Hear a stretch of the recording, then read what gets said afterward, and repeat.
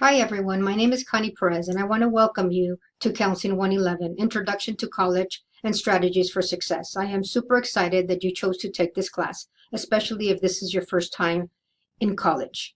I want to make you feel comfortable and hope that you are able to reach out to me anytime that you need help. I have made sure that the class is easy to navigate, formatted in a way that you can follow. I want to make sure that you read the syllabus and the calendar and make sure you turn in your work on time. More than anything else, I want you to enjoy the process of learning about who you are, gaining self-awareness, confidence, learning about college resources, how to take good notes, how to study for tests, and all above how to have good health and have fun along the way.